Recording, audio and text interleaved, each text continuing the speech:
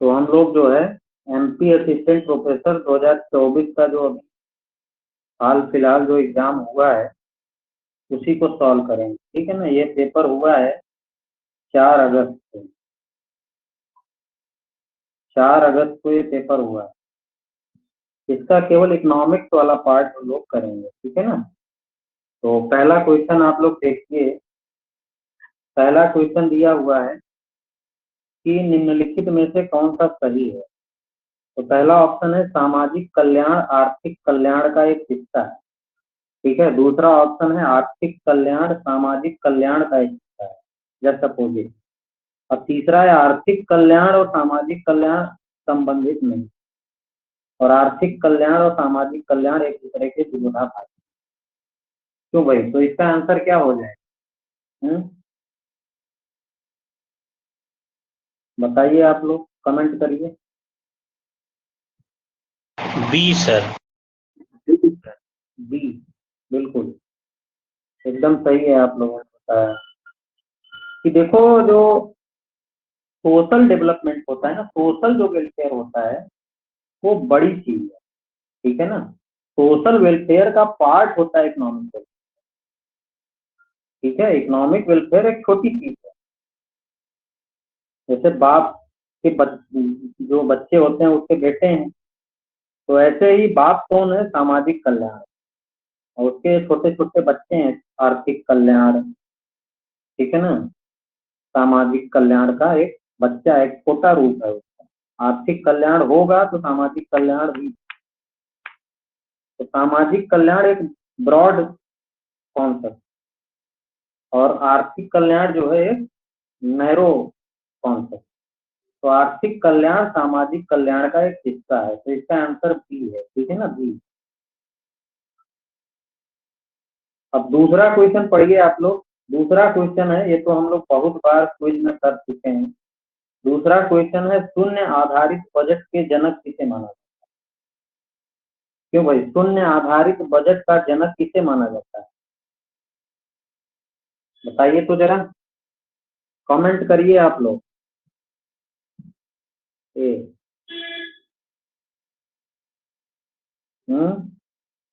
शून्य आधारित बजट के जनक कौन है भाई? जल्दी बताओ। Father of zero based budgeting कौन है?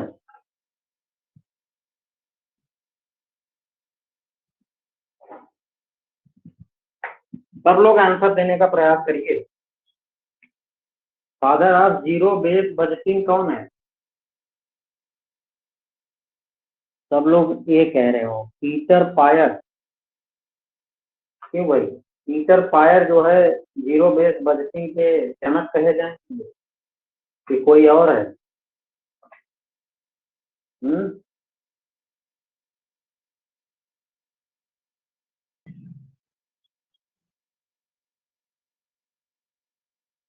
जिमी कार्टर हुए दिया है सर। इसीलिए तो आप लोगों से पूछ रहा हूँ। आया था ना सर, लेकिन होगा पीटर पार्कर।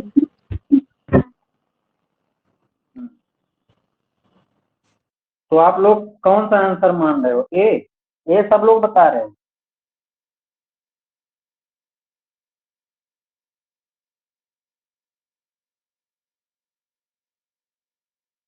देखिए, इसके जो जनक हैं वो पीटर पायर हैं। ठीक है। दोनों में अंतर समझिएगा आप लोग। जो शून्य आधारित बजट है उसके जनक, देखो, शून्य आधारित बजट को शुरू करने का जो श्रेय है वो जाता है पीटर पायर। ठीक है ना। लेकिन अमेरिका में शुरू हुआ था सर्वप्रथम शून्य आधारित बजट। जिमी कार्टर होगा सर। हाँ हाँ, वही वही बोल रहे हैं। ठीक है ना, वही बोला जा रहा है।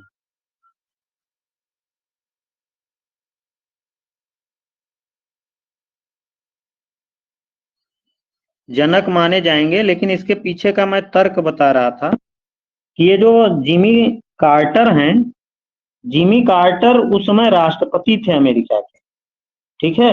उनके रहतबे ये अमेरिका में शुरू हुआ, लेकिन शुरू करने का श्रेय किसे जाता है? पीटर पायर को। इसलिए शून्य आधारित बजट का जनक किसे माना जाएगा? पीटर पायर को। तो ए जो है इसका आंसर माना। ठीक है ना। अब आ जाइए तीसरे नंबर क्वेश्चन पे। तीसरा नंबर क्वेश्चन है, किसी देश में कुल मुद्रा आपूर्ति के अंग हैं, तो टोटल मनी सप्लाई के कितने पार्ट हैं। कुल मुद्रा की पूर्ति में क्या क्या आ जाता है, अभी हम लोग मनी सप्लाई पढ़ के आ रहे हैं। मनी सप्लाई में क्या क्या चीजें आती हैं, क्यों भाई। एक तो सर्कुलेशन, जो मुद्रा सर्कुलेट होती रहती है, यानी चालार्थ मुद्रा, ठीक है, जो पब्लिक के पास मुद्रा चल फिर रही है, एक तो वो आ जाती है। दूसरा मांग जमाएं आती हैं, ठीक है ना, साख मुद्रा नहीं आती, न विधि ग्राह मुद्रा आती है। तो इसका आंसर मोस्ट अप्रोप्रिएट क्या हो जाएगा, देखो हम लोग एम को कैसे लिखते हैं, C plus D D plus O D, currency with the public, जनता के पास जो करेंसी है, demand deposit plus other deposit with RBI. ठीक है, तो मोस्ट अप्रोप्रिएट इसमें आंसर कौन सा मिल रहा है, यथार्थ मुद्रा, चलार्थ मुद्रा और मांग जमा राशियां। तो सी इसका करेक्ट आंसर है, ठीक है ना। देखो ए में बहुत लोग कंफ्यूज हो सकते हैं, बट मांग जमाओं को उसमें नहीं लिया गया, तो ए भी आंसर हो सकता है, बट ए से ज्यादा इंपॉर्टेंट कौन है, सी, क्योंकि उसमें मांग जमाएं भी शामिल हैं। ठीक है, तो सी करेक्ट आंसर है इसका। अब आ जाइए फोर नंबर भी क्वेश्चन पढ़ा हुआ है, ये क्वेश्चन पढ़िए। रेनिस फाई मॉडल के तीसरे चरण में क्या महत्वपूर्ण परिवर्तन होता है। रेनिस फाई का मॉडल हम लोग पढ़ के आ रहे हैं। रेनिस फाई का जो मॉडल है वो लुइस मॉडल का एक्सटेंशन है, ठीक है। रेनिस फाई का जो मॉडल है वो 3 चरणों में विभाजित है, प्रथम, द्वितीय, तृतीय। तृतीय चरण में क्या होता है रेनिस फाई के मॉडल में, उससे संबंधित ये क्वेश्चन है। तो पहला ऑप्शन है, कृषि क्षेत्र के व्यवसायीकरण में कमी आती है, ठीक है, तीसरे चरण में, ये बिल्कुल गलत है। बी वाला ऑप्शन है, अतिरिक्त श्रम समाप्त हो जाता है और कृषि क्षेत्र का व्यवसायीकरण हो जाता है, ठीक। तीसरा है, प्रच्छन्न बेरोजगारी में वृद्धि होती, कृषि क्षेत्र में श्रम अतिरेक बढ़ जाता है। तो जो तीसरा क्षेत्र है रेनिस फाई मॉडल का, तीसरे क्षेत्र में क्या होता है कि हम लोग कृषि क्षेत्र से जो अनप्रोडक्टिव जो लेबर है, अनुत्पादकीय जो श्रम है, उसको हम लोग औद्योगिक क्षेत्र में ले आते हैं।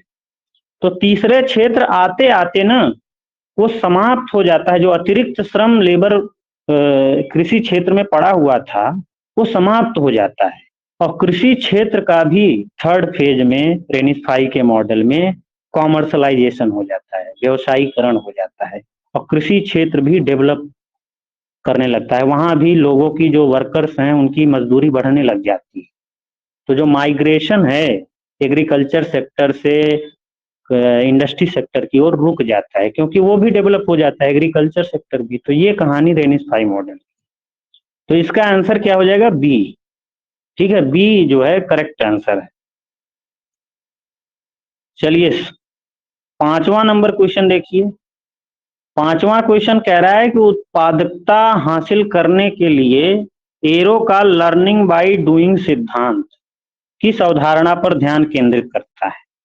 एरो का लर्निंग बाय डूइंग सिद्धांत अभी हम लोग पढ़ के आ रहे हैं।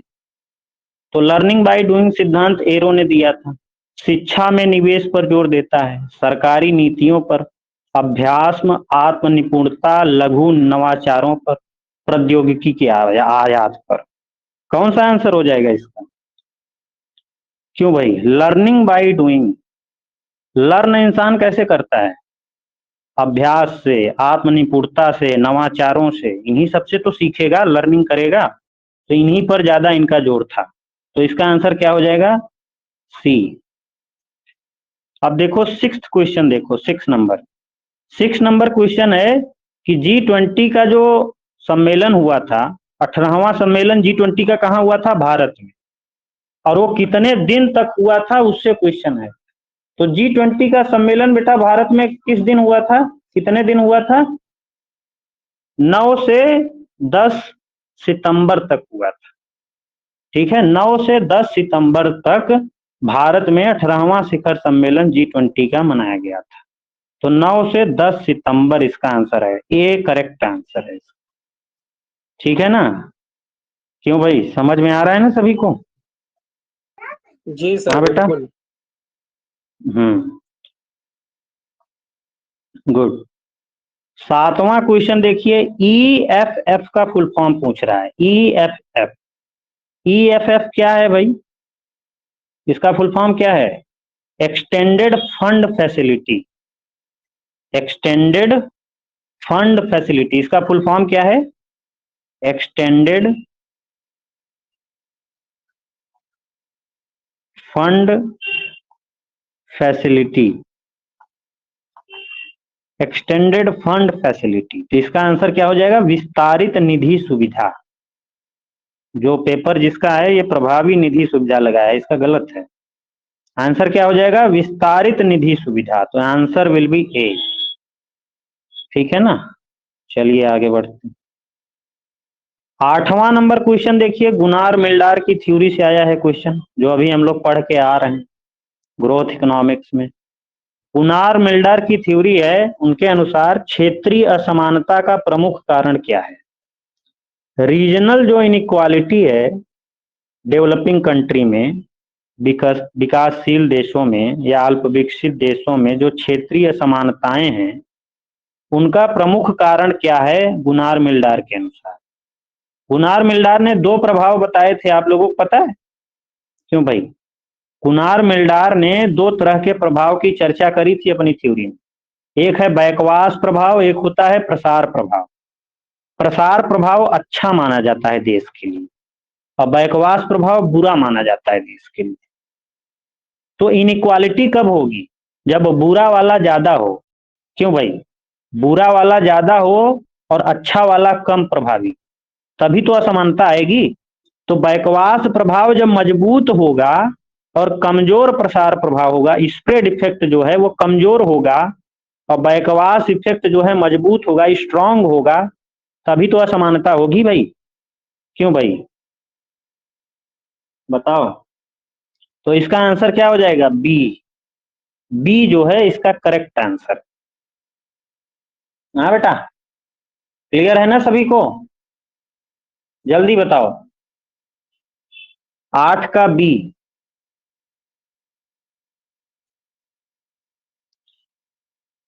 प्राप्ति समझ में आ रहा है ना? रूपम, शालिनी, सही किया है कि नहीं? कृपानंद? जी सर। हाँ। चलिए, 9वां क्वेश्चन अभी हम लोग चर्चा ही कर रहे थे। क्या, कौन सा क्वेश्चन था वो? अभी इसके पहले हमने कहाँ का क्वेश्चन पेपर सॉल्व कर रहे थे हम लोग? राजस्थान का। तो राजस्थान में देखो कोस थ्योरम से क्वेश्चन आया था ना, यही क्वेश्चन देखो, सरल, बहुत सरल क्वेश्चन है।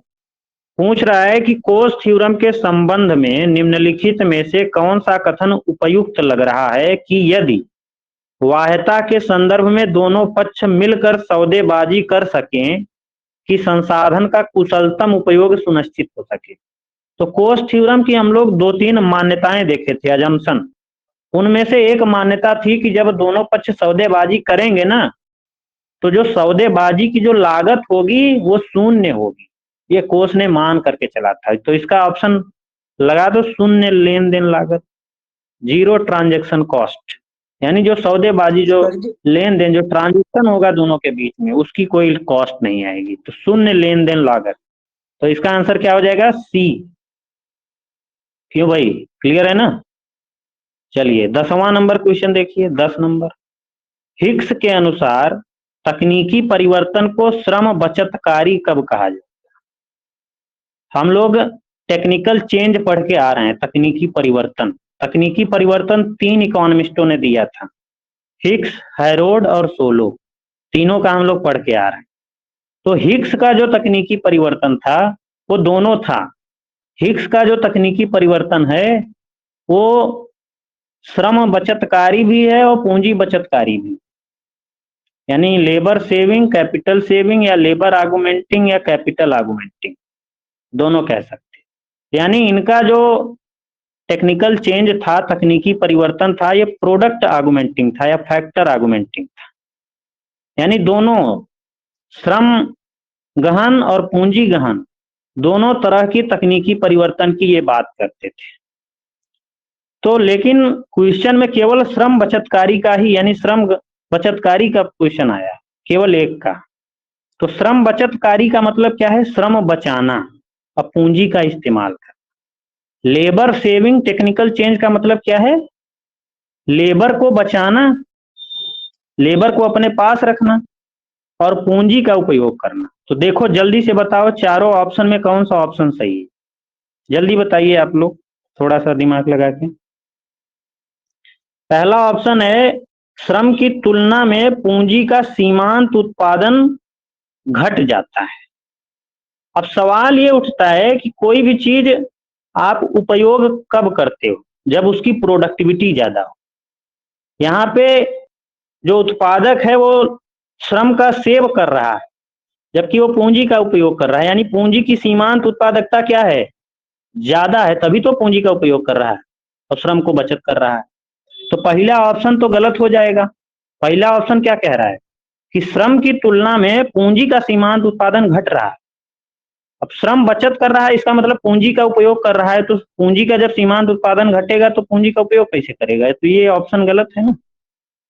बी वाला देखिए, श्रम की तुलना में पूंजी का सीमांत उत्पादन पर कोई प्रभाव नहीं पड़ रहा है, तो ये तो गलत हो जाएगा। जब प्रभाव ही नहीं पड़ रहा है तो कहा है वो बचा रहा है। सी वाला देखिए, श्रम की तुलना में पूंजी का सीमांत उत्पादन बढ़ रहा है, ये सही आंसर है।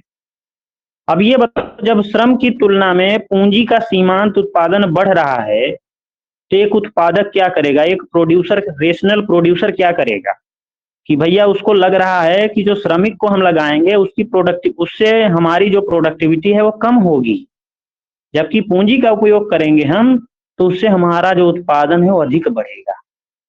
तो क्या करेगा? वहां पर श्रम को बचत करेगा और पूंजी का उपयोग करेगा। तो देखो ठीक बैठ रहा है कि नहीं सी गल? क्यों भाई, सभी को समझ में आ रहा है ना? कोई डाउट तो नहीं है?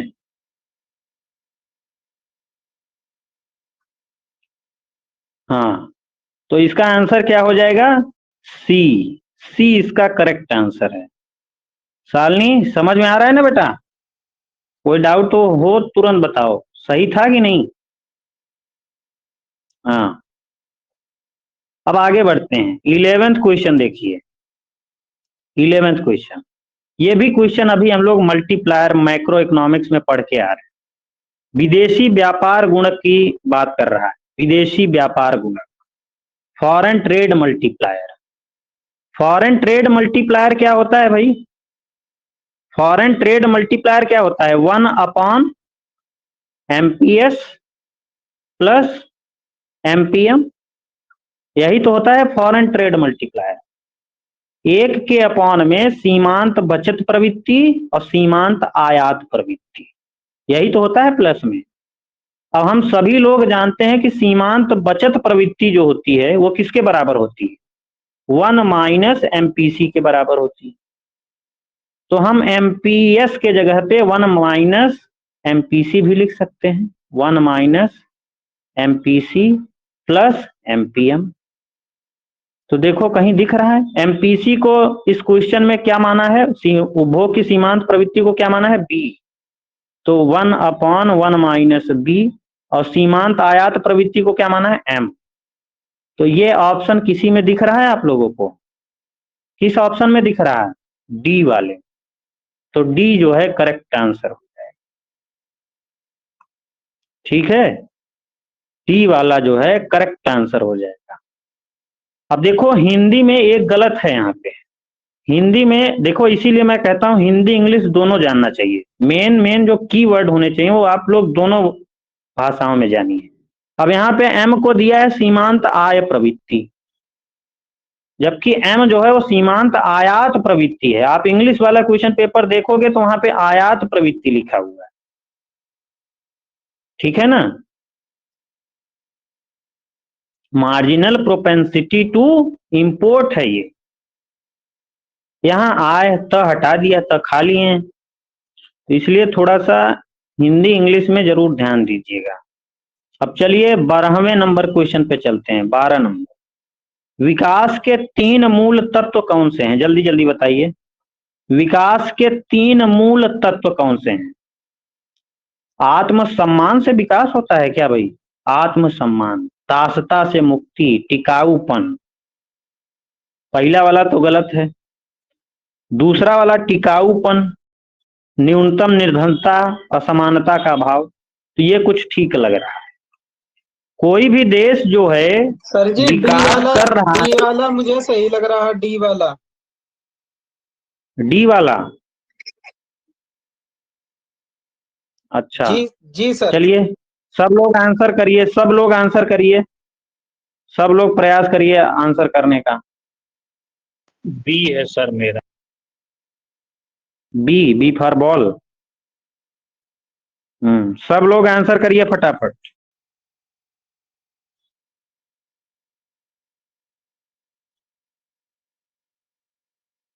सब लोग आंसर करिए भाई।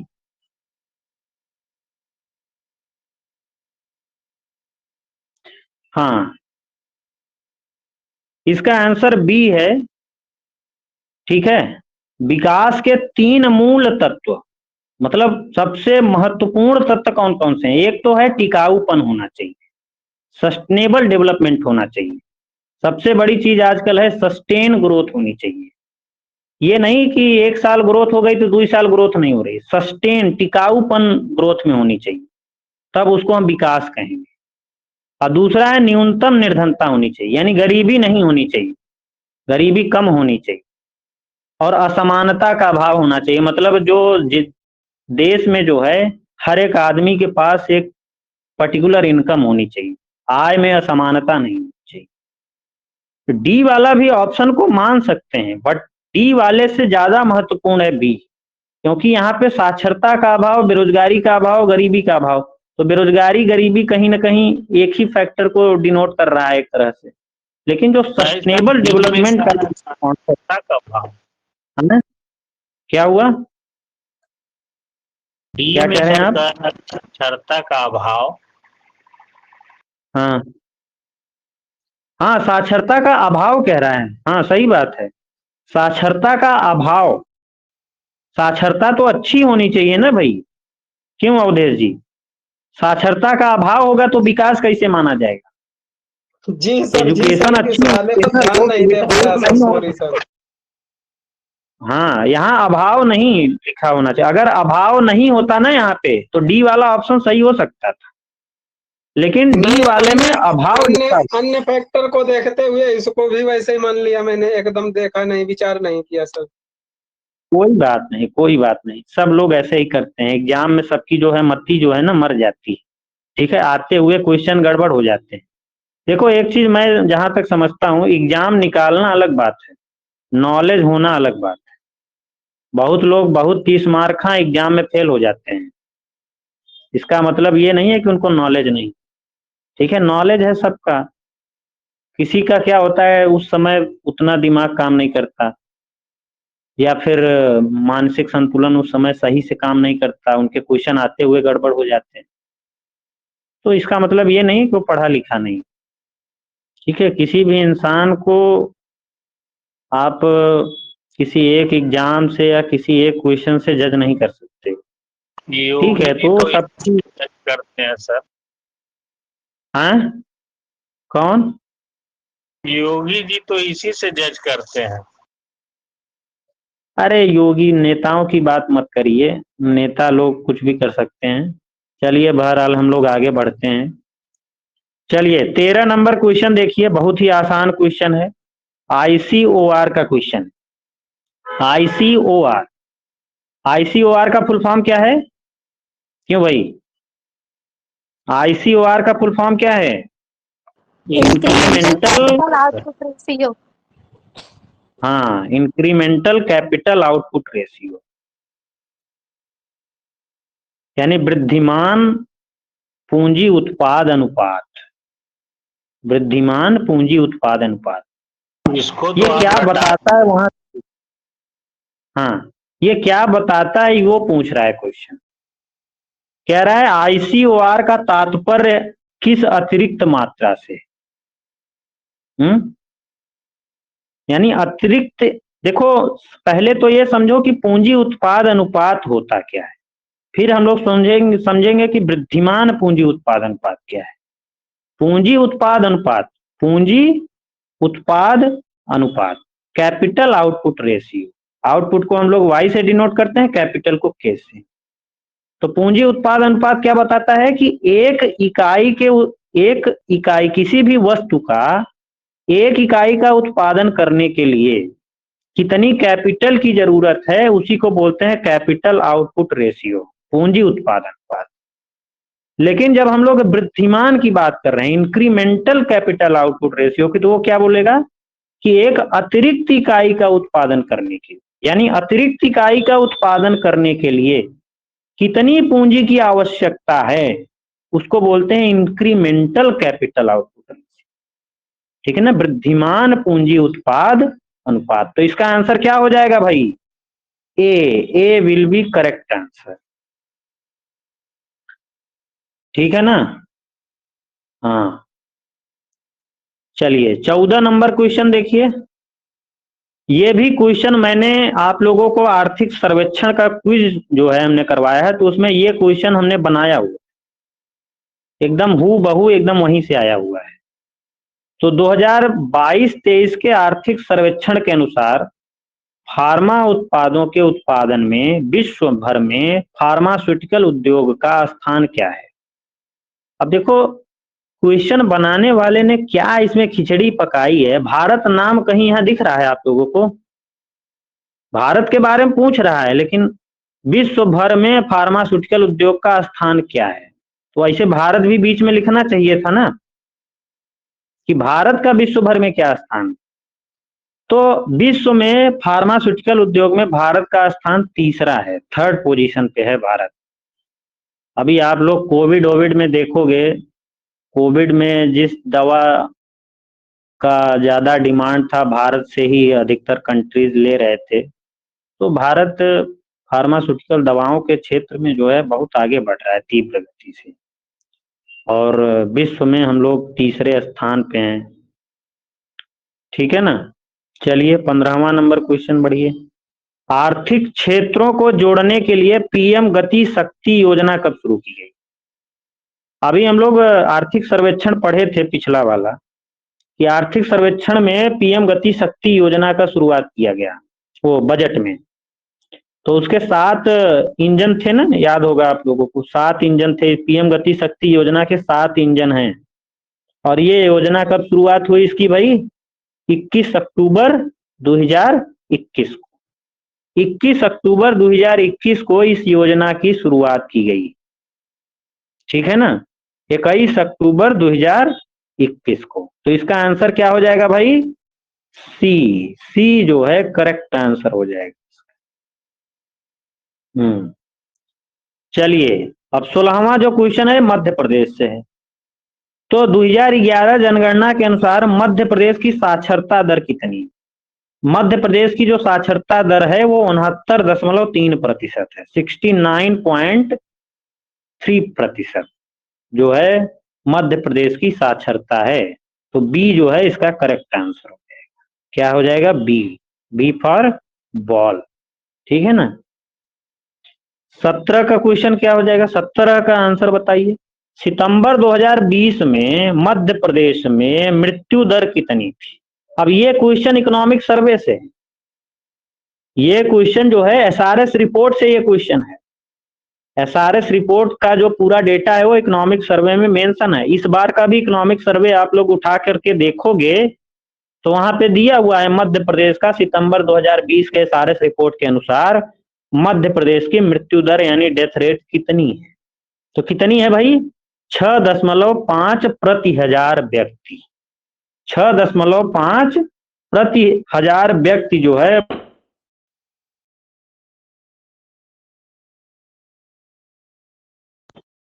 ठीक है ना? 17 का आंसर क्या हो जाएगा? बी। क्यों भाई, सभी को क्लियर है ना? चलें आगे, कोई समस्या तो नहीं आ रही है? कोई भी डाउट हो तो पूछ सकते हैं आप लोग, अन्यथा चला जाए आगे।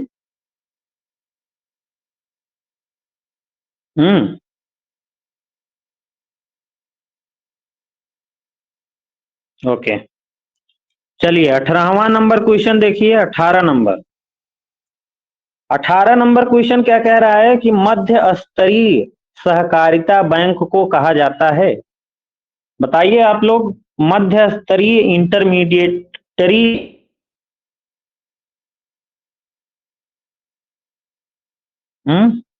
किसी को पता है? आंसर करिए जल्दी जल्दी।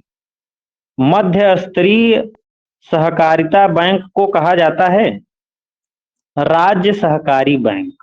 क्या कहा जाता है? राज्य सहकारी बैंक, स्टेट कोऑपरेटिव बैंक कहा जाता है। मध्य स्तरीय सहकारिता बैंक को क्या कहा जाता है? स्टेट कोऑपरेटिव बैंक, राज्य सहकारी बैंक। ठीक है। 19 का आंसर देखिए। अर्थशास्त्र में सबसे पहले गुणक का प्रयोग किसने किया था? तो इकोनॉमिक्स में सर्वप्रथम मल्टीप्लायर का कॉन्सेप्ट किसने ले आया था? RF काहन। किसके द्वारा ले आया गया था? RF काहन के द्वारा जो है अर्थशास्त्र में गुणक का उपयोग किया गया था। क्यों भाई, क्लियर है ना सभी को? कृपानंद समझ में आ रहा है बेटा? शालिनी, पूजा, कुसुम, प्रतिमा, हर्षिता, समझ में आ रहा है ना बेटा? गुड। चलिए, तो 20 का आंसर क्या हो जाएगा? ए जो है करेक्ट आंसर है। अब आ जाइए फिर से 20 नंबर क्वेश्चन पर। 20 नंबर क्वेश्चन कह रहा है कि बृहस्पति के अनुसार सर्वाधिक महत्वपूर्ण पुरुषार्थ क्या है? तो अब देखो, इस क्वेश्चन को इकोनॉमिक्स में इन लोगों के सिलेबस में सामाजिक विज्ञान का प्रश्न है सर जी, सामाजिक विज्ञान। अब जो भी है आया है तो सॉल्व करना पड़ेगा ना। तो बृहस्पति एक है, बृहस्पति के अनुसार सर्वाधिक महत्वपूर्ण पुरुषार्थ है धर्म। उन्होंने सर्वाधिक महत्वपूर्ण पुरुषार्थ को क्या माना है? धर्म को। धर्म को उन्होंने सर्वाधिक महत्वपूर्ण पुरुषार्थ माना है। तो इसका आंसर क्या है? धर्म। 21 नंबर क्वेश्चन हम लोग पढ़ चुके हैं।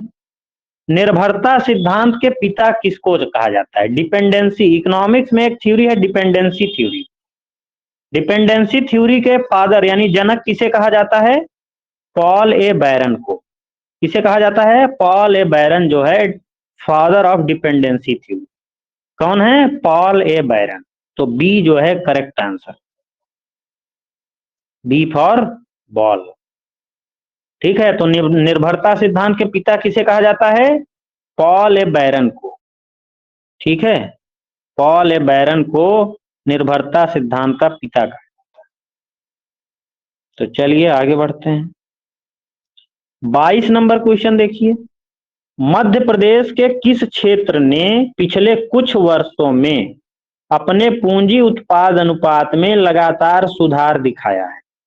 चलो बताओ शालिनी, इसका आंसर क्या होगा? मध्य प्रदेश के किस क्षेत्र में पिछले 5 वर्षों में कैपिटल आउटपुट रेशियो में सुधार आया है? जल्दी बताओ क्या आंसर होगा इसका? क्यों भाई, जल्दी जल्दी बताइए आप।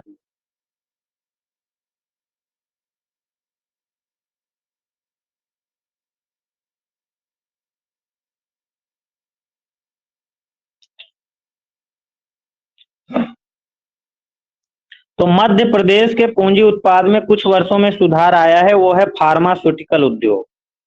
ठीक है, फार्मास्यूटिकल उद्योग में मध्य प्रदेश के पिछले 5 वर्षों में 13 से 18 दिया है ना, 5 वर्षों में पूंजी उत्पाद अनुपात जो है सुधार हुआ है। यानी प्रति इकाई के उत्पादन में जो है पूंजी जो लग रही है वो कम लग रही है, यानी सुधार हुआ है। तो इसका आंसर सी है। ठीक है ना। अगला क्वेश्चन भी मध्य प्रदेश से ही है।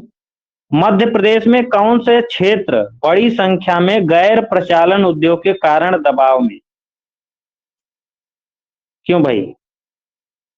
नया नॉन प्रोसेसिंग इंडस्ट्री के कारण जो है दबाव में है। तो इसका आंसर क्या हो जाएगा? मध्य प्रदेश के कौन सी वो इंडस्ट्रीज हैं, कौन से उद्योग हैं जहां पे गैर प्रचालन उद्योग के कारण दबाव में है? क्यों भाई, जल्दी जल्दी बताइए। शालिनी क्या आंसर है इसका? मध्य प्रदेश वाले बताओ भाई, क्या इसका आंसर लगा के आए हो?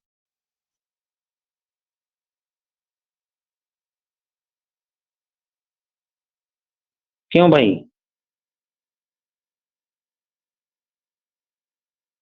अब उस हिसाब सर बी ही आंसर होना चाहिए। बी दबाव में है तो बी कहाँ से हो जाएगा? सुधार हुआ है ना उन सब में, तो बी। ये तो नहीं है। दबाव में होता। क्यों भाई? और लोग ट्राई करो। इसका आंसर है टेक्सटाइल एंड परिधान उद्योग। ठीक है, मध्य प्रदेश में कौन से क्षेत्र बड़ी संख्या में गैर प्रचालन उद्योग के दबाव में है? वो है टेक्सटाइल और परिधान उद्योग। जो लगाया है एकदम सही लगाया। ठीक है ना? सर जी परिधान उद्योग चलिए। कपड़ा उद्योग को कहेंगे सर? परिधान परिधान उद्योग, उद्योग हाँ, कपड़ा उद्योग, हाँ। अब चलिए आगे बढ़ते हैं। 24 नंबर क्वेश्चन देखिए। 24 नंबर क्वेश्चन है, अब यहां से इकोनॉमिक्स वाला फिर से शुरू हो जाएगा। औसत लागत में प्रारंभिक गिरावट किस कारण से है? वह है, जो औसत लागत वक्र होता है उसमें प्रारंभिक गिरावट किसके कारण होती है? जल्दी से बताइए आप लोग, फटाफट बताइए तो जल्दी से।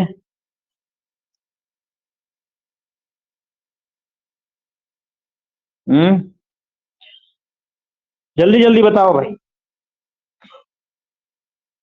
औसत लागत वक्र में जो प्रारंभिक गिरावट होती है वो किसके कारण होती है?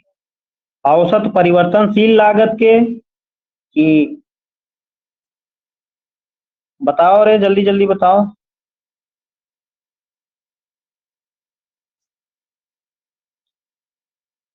हाँ बेटा।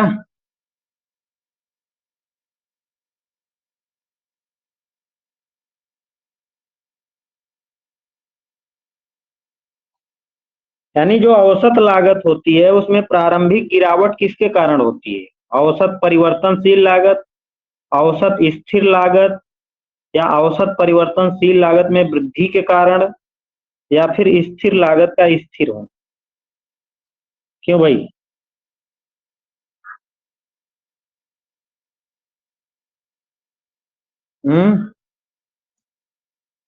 तो इसका आंसर क्या हो जाएगा? औसत परिवर्तनशील लागत में गिरावट के कारण। ए will be correct answer.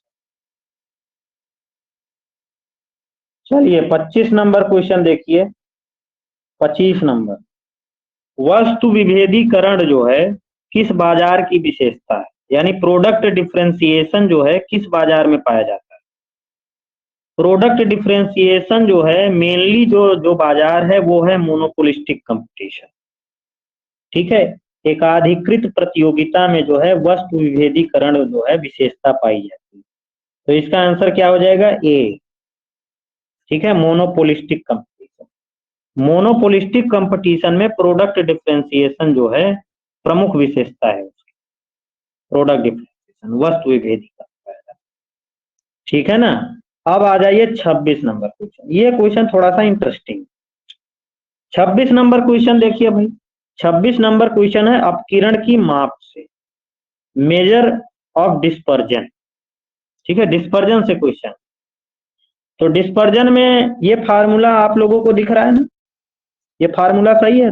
4 statement दी हुई है इस क्वेश्चन में। अब नीचे दिया हुआ है, उत्तर चुनना है। केवल ए दूसरा चौथा, केवल पहला तीसरा, केवल तीसरा चौथा, या उपर्युक्त सभी। तो जल्दी जल्दी बताइए आप लोग दिमाग लगा के, क्या आंसर होगा इसका? जल्दी बताओ रे।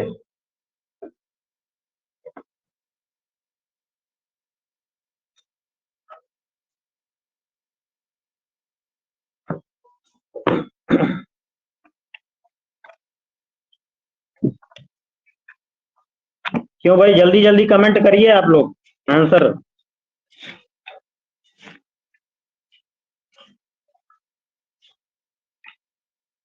आसान क्वेश्चन है, ये सब पढ़ा चुके हैं हम।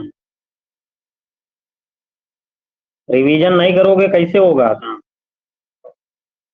रूपम जी डी आंसर बता रही है, डी। रूपम पहले कंफर्म करो, ए है कि डी है, दोनों आंसर दे रही हैं।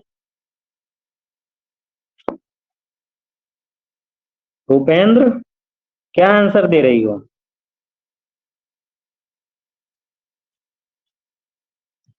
सब लोग आंसर दो भाई। शालिनी, कुसुम, आंसर दो भाई, इसका आंसर क्या होगा? हर्षिता, सर पहला, दूसरा और चौथा तो हमको सही लग रहा है, पर तीसरे में हम कंफ्यूजन में हैं। अच्छा कंफ्यूज मत रहा करिए आप। देखिए पहला तो ऑप्शन सही। देखो प्रमाप विचलन जो होता है, स्टैंडर्ड डेविएशन, अगर आपसे क्वेश्चन पूछे कि n प्राकृतिक संख्याओं का प्रमाप विचलन बताइए, तो n प्राकृतिक संख्याओं का प्रमाप विचलन का फार्मूला है √1/12 n स्क्वायर -1। तो पहला जो स्टेटमेंट है ये एकदम सही है, इसमें कोई त्रुटि नहीं है, कोई एरर नहीं। ठीक। दूसरा स्टेटमेंट है चतुर्थक विचलन जो होता है वो प्रमाप विचलन का 3/2 होता है। चतुर्थक विचलन क्या होता है? क्वार्टाइल डेविएशन जो होता है वो प्रमाप विचलन का 3/2 भाग होता है। क्या ये सही है? सवाल ये उठता है, क्या ये सही है?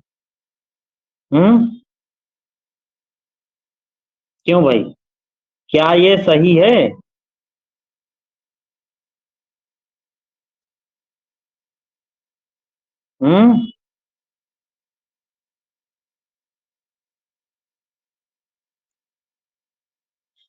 बताओ रे। ये स्टेटमेंट गलत है, दूसरा गलत है। जो चतुर्थक विचलन होता है वो प्रमाप विचलन का 3/2 नहीं होता, 2/3 होता है। क्या होता है? 2/3 भाग होता है। तो अपोजिट कर दिया है, उल्टा दिया है। बहुत सारे लड़के उपयुक्त सभी मार्क के आएंगे, क्योंकि सब अंकों वाला है, तो याद करना, जो याद किया होगा वही आंसर टिक करके आए। तो जो क्वार्टाइल डेविएशन होता है वो स्टैंडर्ड डेविएशन का 2/3 होता है, न कि 3/2 होता है। ठीक है ना? तो दूसरा स्टेटमेंट गलत। तीसरा वाला आ जाइए। माध्य विचलन प्रमाप विचलन का 4/5 भाग होता है। माध्य विचलन जो होता है वो प्रमाप विचलन का 4/5 भाग होता है। तो ये स्टेटमेंट एकदम सही है। ठीक है। जो क्वार्टाइल मीन डेविएशन होता है वो स्टैंडर्ड डेविएशन का 4/5 पार्ट होता है। ठीक है ना? तो थर्ड वाला भी सही है। फोर्थ वाला देखिए। फोर्थ वाला कह रहा है प्रमाप विचलन गुणांक। प्रमाप विचलन गुणांक का फार्मूला क्या है? σ/x/100। नहीं, ये भी गलत है। जो प्रमाप विचलन गुणांक है वो केवल σ/x होता है, इंटू 100 नहीं लगता। इंटू 100 ये किसका फार्मूला है जानते हो? ये फार्मूला है विचरण गुणांक का। इसका है विचरण गुणांक का, कोफिशिएंट ऑफ वेरिएशन का ये फार्मूला। जबकि जो प्रमाप विचलन का गुणांक होता है, जो स्टैंडर्ड डेविएशन का कोफिशिएंट होता है, वो केवल यही बस होता है। ये हमने बहुत बार आप लोगों को जब पढ़ाया है तो हमने ये इन दोनों में डिफरेंस बताया। देखो आज काम कर गया। ठीक है ना? तो इसका आंसर क्या हो जाएगा? 1 और तीसरा। तो इसका आंसर क्या हो जाएगा? 1 और 3rd। तो बी जो है करेक्ट आंसर। समझ में आया कि नहीं भाई? जल्दी जल्दी बताओ। शालिनी एकदम सही है, वेरी गुड, बहुत बढ़िया। यहीं सही करी हो कि एग्जाम में भी सही किया है? शालिनी एग्जाम में सही है कि नहीं? एग्जाम में किए हैं सर, वेरी गुड, बहुत बढ़िया। तुमको एक टॉफी जो है इनाम में मिलेगा, एक टॉफी। लेकिन जब इंटरव्यू के लिए सिलेक्शन होगा तब, अभी नहीं। अभी हम लोग इकोनोमेट्रिक्स पढ़ के आ रहे हैं, वहीं से एक क्वेश्चन ये आ गया है। कह रहा है 27 नंबर क्वेश्चन कि प्रतिगमन विश्लेषण में, रिग्रेशन एनालिसिस में आसंजन उत्तमता का पता लगाने के लिए किसके द्वारा पता लगाया? आसंजन उत्तमता को इंग्लिश में जानते हो क्या बोलते हैं? Goodness of fit. हमारा मॉडल, हमारा प्रतिगमन मॉडल कितना अच्छे से, जो हमने अपने मॉडल में जो भी वेरिएबल लिए हुए हैं, जो भी चर लिए हुए हैं, वो हमारे मॉडल को कितने अच्छे तरीके से एक्सप्लेन कर रहे हैं, वो कौन बताता है? वो बताता है R square. Goodness of fit को हमारे मॉडल में कौन बताता है? R square. यानी आसंजन उत्तमता को हमारे मॉडल में कौन बताता है? R square. आर स्क्वायर क्या है? निर्धारण गुणांक, coefficient of determination. R square को क्या बोलते हैं? Coefficient of determination. R square क्या बताता है? मॉडल के गुडनेस ऑफ फिट को, आसंजन उत्तमता को बताता है। यानी हमने मॉडल में जो भी वेरिएबल लिए हैं, जो भी इंडिपेंडेंट वेरिएबल लिए हैं, एक्सप्लेनेटरी वेरिएबल्स लिए हैं, व्याख्या चर लिए हैं, क्या वो हमारे मॉडल को ये बताता है? R square, coefficient of determination. ठीक है ना? तो इसका आंसर क्या हो जाएगा? ए। क्यों भाई, सभी को क्लियर है ना? जल्दी बताइए।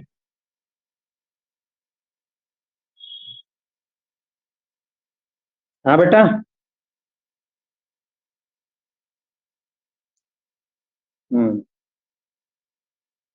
चलिए 28 नंबर क्वेश्चन देखिए। 28 नंबर, 2011-12 के स्थिर कीमतों के आधार पर मध्य प्रदेश के आंकलित प्राथमिक क्षेत्र की वृद्धि दर पिछले 5 वर्षों की तुलना में 2022-23 में कितनी थी? जल्दी बताओ मध्य प्रदेश वालों।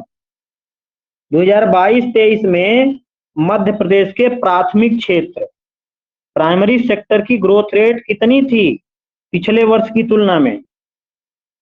शालिनी, कितनी थी? हाँ बेटा, जल्दी बताओ। सब लोग कमेंट करिए भाई आंसर।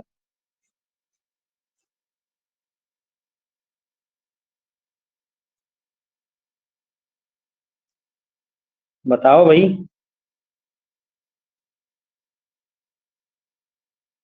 मेरी आवाज आ रही है ना सभी को? कोई प्रॉब्लम तो नहीं आ रही है नेटवर्क रिलेटेड? तो इसका आंसर है सी, 5.78% जो है 22-23 में ग्रोथ रेट थी प्राइमरी सेक्टर। ठीक है, अब आ जाइए 29 नंबर क्वेश्चन। 29 नंबर क्वेश्चन क्या है? वितरण के सीमांत उत्पादकता सिद्धांत की व्याख्या किस अर्थशास्त्री द्वारा नहीं की गई? तो वितरण के सीमांत उत्पादकता सिद्धांत किसने दिया था भाई? Classical economist. ये जो क्लासिकल इकोनॉमिस्ट थे, प्रतिष्ठित अर्थशास्त्री थे, उन्होंने ही ये वितरण का सीमांत उत्पादकता सिद्धांत दिया था। Marginal productivity theory of distribution किसने दिया था? प्रतिष्ठित अर्थशास्त्री। ये प्रतिष्ठित अर्थशास्त्री कौन कौन से हैं? वालरा, हिक्स, रिकार्डो, मार्शल, जेबी क्लार्क, ये जितने अर्थशास्त्री हैं, इन लोगों ने जो है वितरण का सीमांत उत्पादकता सिद्धांत दिया था। ये जो स्टोनियर और हेग हैं, इन्होंने जो है नहीं दिया था। तो इसका आंसर क्या हो जाएगा? सी। सी जो है करेक्ट आंसर। वितरण का सीमांत उत्पादकता सिद्धांत किसने दिया था? ओरिजिनली तो दिया था जेबी क्लार्क, बट जेबी क्लार्क के पीछे पीछे कौन है? वालरस, रिकार्डो, मार्शल, हिक्स, इन सब लोगों ने जो है वितरण के सीमांत उत्पादकता सिद्धांत में सहयोग दिया है। लेकिन जो स्टोनियर और हेग हैं, इनका नाम कहीं नहीं मिलता। तो इसका आंसर क्या हो जाएगा? सी। सी जो है करेक्ट आंसर है इसका। अब आ जाइए 30 नंबर क्वेश्चन पे। 30, बाजार कीमतों पर सकल घरेलू उत्पाद बराबर होगा। सकल घरेलू उत्पाद यानी जीडीपी एमपी पूछ रहा है। GDP MP, GDP at